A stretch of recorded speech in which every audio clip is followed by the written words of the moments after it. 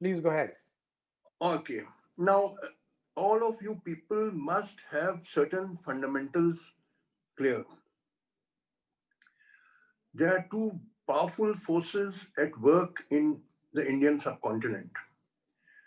One is the divisive force, which is trying to polarize our society mainly on religious lines but also on caste lines. That's a very powerful force, and particularly after the BJP came to power in 2014, that force has become more powerful. It is spreading religious hatred, inciting people against each other, polarizing society.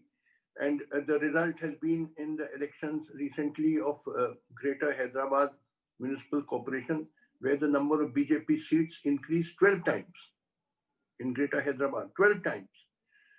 And in the state of West Bengal, which was earlier a bastion of secularism and hardly had any BJP presence, but in the 2019 Lok Sabha elections, out of the 42 seats from West Bengal to the Lok Sabha, 22 were won by the Trinamool Congress and 18 were won by the BJP.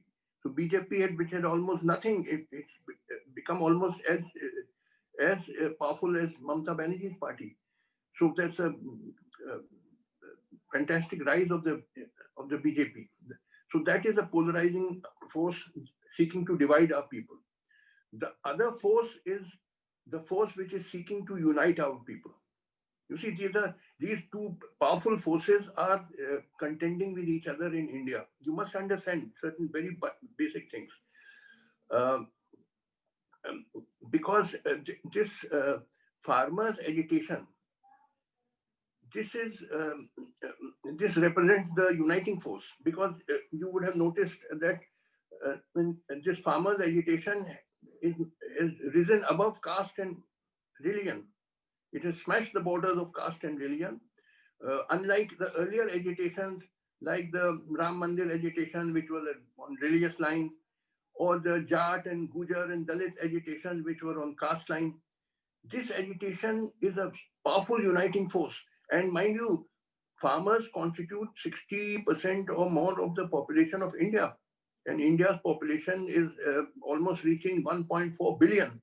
So, which means more than 700 million people, 750 million people, twice the number, the population, or more than two and a half the population of USA, is now in this agitation.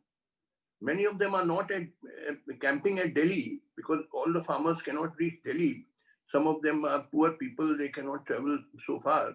But a large number of people from mainly, of course, mainly from Punjab and Haryana and Western UP, but also you will see from other states, from even South India, from Bengal, they have reached Delhi.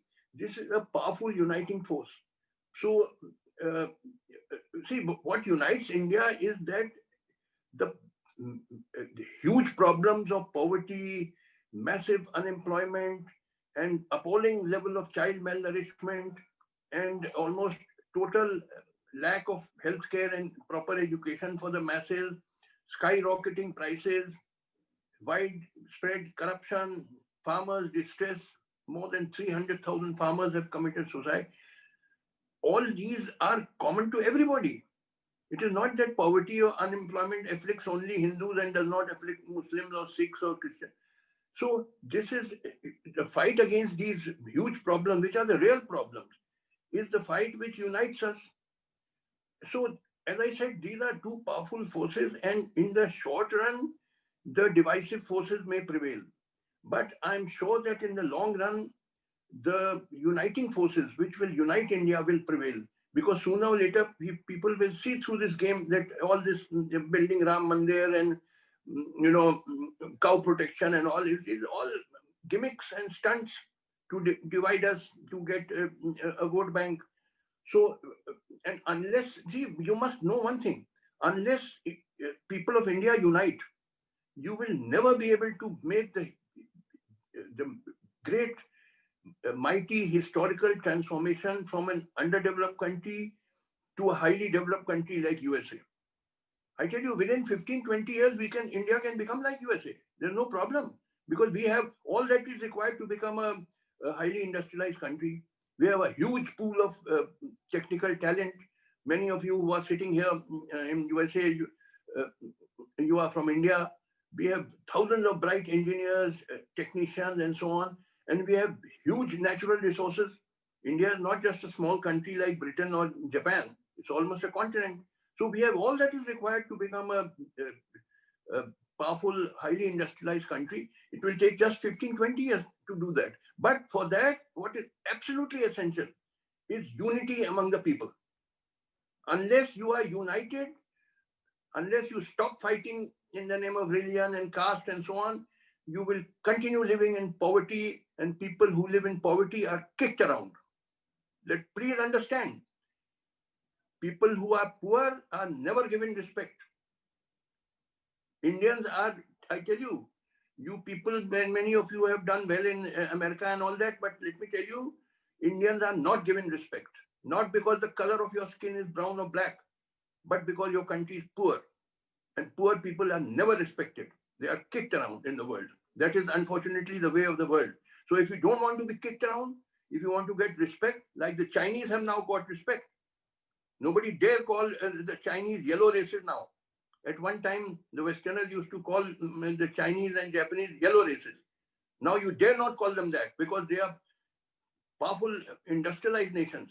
So if you want to get respect, if you want your people to be prosperous, if you want to abolish poverty and unemployment and lack of healthcare and malnourishment and also, you must unite and wage a powerful historical struggle for transformation of India from an underdeveloped country to a highly industrialized country. Thank you.